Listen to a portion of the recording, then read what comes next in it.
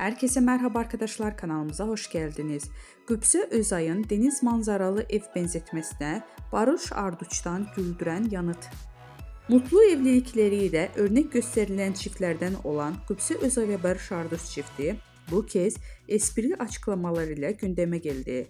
Özay'ın YouTube programında yaptığı samimi yorum sosyal medyada konuşulurken Arduç da gelen sorular üzerine eşiyle ilgili sözlere eğlenceli bir şekilde karşılık verdi.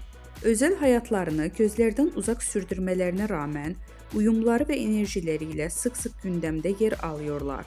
Başarılı oyuncu senarist Qübsə Özay konuk olduğu bir YouTube programında hayranlarından gelen yorumları yanıtladı. Bir takipçisi Qübsə her sabah kocama bak be diyordum şeklinde bir yorum yapmıştı.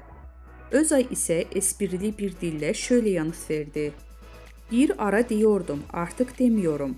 Deniz manzaralı bir evde yaşayınca bir süre sonra denize bakmayıp bırakmak gibi bir şey. Gazeteciler Qübsə Özay'ın bu sözlerini Barış Arduç'a hatırlatında ünlü oyuncu gülerek şu yanıtı verdi. Ne diyorsa doğru söylemiştir benim karım. Vardır bir bildiği.